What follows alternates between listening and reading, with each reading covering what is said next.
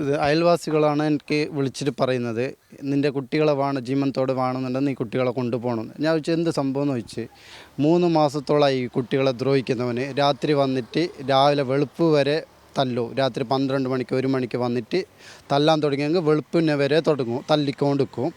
രണ്ടാനച്ഛൻ്റെ ക്രൂര പീഡനത്തിനിരയായ കുട്ടിയുടെ ദൃശ്യങ്ങൾ പുറത്തു വന്നതിന് പിന്നാലെയാണ് പോലീസ് രണ്ടാനച്ഛൻ ഷൗക്കത്ത് അലിയെ അറസ്റ്റ് ചെയ്തത്. ഇപ്പോൾ കുട്ടിയുടെ പിതാവ് നമ്മളോടൊപ്പം ചേരുന്നുണ്ട്.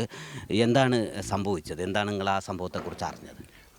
അയൽവാസികളാണ് എനിക്ക് വിളിച്ചിട്ട് പറയുന്നത്, നിൻ്റെ കുട്ടികളെ ജീവനത്തോടെ വേണമെന്നുണ്ടെങ്കിൽ നീ കുട്ടികളെ കൊണ്ടുപോകണം. ഞാൻ ചോദിച്ചു എന്ത് സംഭവം എന്ന് ചോദിച്ച്, 3 മാസത്തോളമായി ഈ കുട്ടികളെ ദ്രോഹിക്കുന്നവന് രാത്രി വന്നിട്ട് രാവിലെ വെളുപ്പ് വരെ തല്ലു. രാത്രി 12 മണിക്ക് 1 മണിക്ക് വന്നിട്ട് തല്ലാൻ തുടങ്ങിയെങ്കിൽ വെളുപ്പിനെ വരെ തുടങ്ങും, തല്ലിക്കൊണ്ടിരിക്കും. വച്ചുണ്ടാക്കുന്ന സമയത്ത് വായിൽ തുണി തള്ളി ഇട്ടിട്ട് ഐസിൻ്റെ കട്ട കൈമ വെച്ചിട്ട് മുഖത്ത് വരച്ചുകൊണ്ട് തല്ലിക്കൊണ്ടിരിക്കുമെന്ന് പറഞ്ഞു. അങ്ങനെ ഇന്നലെ നാട്ടുകാരും അയൽവാസികളെല്ലാം ചേർന്ന് എന്നെ വിളിച്ചു. ഞാൻ പോയി, മിനിയാന്ന് പോയിട്ട് സ്റ്റേഷന് മുഖേനയായിട്ട് കുട്ടികളെ ഒരു പോലീസ് സ്റ്റേഷനിൽ നിന്ന് പൊക്കിയതിന് ശേഷം സ്റ്റേഷനിൽ നിന്ന് ഞാൻ കുട്ടികളെ എടുത്തിട്ട് ഹോസ്പിറ്റലിൽ കൊണ്ടുവന്നു. ഈ പരാതി, ഇങ്ങനെ കുട്ടികളെ മർദ്ദിക്കുന്നു എന്നുള്ള പരാതി പുതിയതാണോ? ഈ 3 മാസമാണോ, അല്ലെങ്കിൽ ഇതിന് മുൻപേ ഇങ്ങനെ മർദ്ദിക്കുന്നത്? ഭാര്യ ഇതേ മർദ്ദിക്കലുണ്ട്. ഭാര്യയ്ക്ക് എന്നല്ലെങ്കിൽ ചില സമയത്ത് ഒരു പ്രഷർ കയറും. ആ കയറുന്ന സമയത്ത് വെറുതെ തല്ലും കുട്ടികളെ. ഇപ്പോൾ കുട്ടികളെ ഇവന് തല്ലുന്ന കണ്ടിട്ട് ഇവൾ കൈയും കട്ടി നിന്നിട്ട് നോക്കും. ഇപ്പോൾ പിന്നെ ഇവളും ഇവൻ്റെ കൂടെ ഉള്ളവരും ഡ്രഗ്സിൻ്റെ അടിമകളാണ്. രാത്രി ആകുമ്പോൾ ഡ്രഗ്സ് യൂസ് ആക്കിയിട്ടാണ് അവർ ഈ ക്രൂരത ചെയ്യുന്ന കുട്ടികളോട്. ഇപ്പോൾ ഈ കുട്ടികൾ നിങ്ങളോട് കൂടെയാണല്ലോ ഇപ്പോൾ ഉള്ളത് ഈ സംഭവത്തിന് ശേഷം.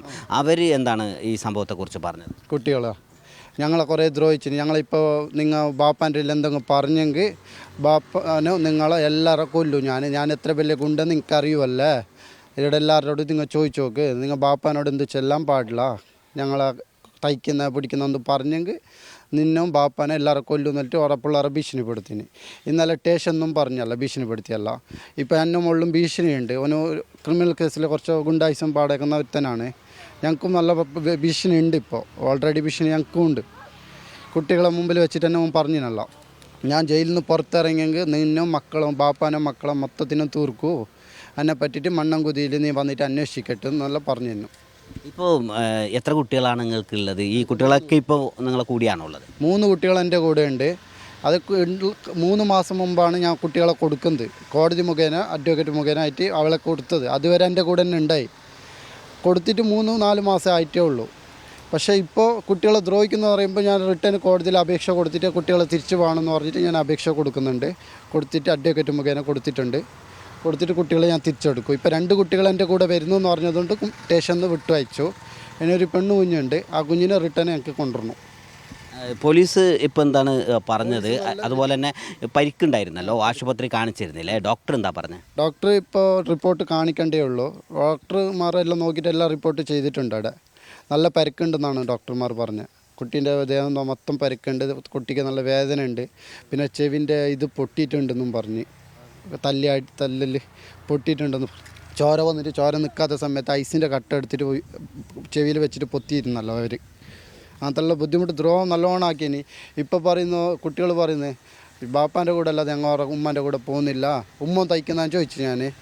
ഉമ്മ തയ്ക്കുന്നതല്ല, ഉമ്മ തയ്ക്കുന്നു മാത്രമല്ല, അത് സൗക്കത്ത് അലി എന്ന് പറയുന്ന ആൾ തയ്ക്കുമ്പോൾ ഉമ്മ പുറത്തുനിന്ന് ലോക്കാക്കിയിട്ട് ഉമ്മ പുറത്ത് പോയിട്ട് ഇരിക്കലല്ലോ, അവൻ തയ്ക്കാൻ വിടുന്നതെന്ന് പറയുന്നു. ക്രൂരമായ മർദ്ദനത്തിൻ്റെ വിവരങ്ങളാണ് ഇപ്പോൾ കുട്ടികളുടെ പിതാവ് നമ്മളോട് സൂചിപ്പിക്കുന്നത്. കഴിഞ്ഞ 3 മാസമായി നിരന്തരമായി കുട്ടികളെ രാത്രി പൂർണ്ണമായും മർദ്ദിക്കുന്ന ഒരു സാഹചര്യമുണ്ടായിരുന്നു. അത്രയധികം പീഡനം കുട്ടികൾ സഹിച്ചിരുന്നു. ആ കുട്ടികൾ ഇപ്പോൾ ഉമ്മയുടെ അടുത്ത് നിന്ന് പിതാവിൻ്റെ കൂടെയാണ്. പിതാവിനോടൊപ്പം പോകണം എന്ന് പോലീസ് സ്റ്റേഷനിൽ പറഞ്ഞതിൻ്റെ അടിസ്ഥാനത്തിൽ പോലീസ് ഇപ്പോൾ 2 കുട്ടികളെയും പിതാവിൻ്റെ കൂടെയാണ് വിട്ടയച്ചിട്ടുള്ളത്. ഷഫീഖ് നസറുള്ള, മീഡിയ 1, കാസർഗോഡ്.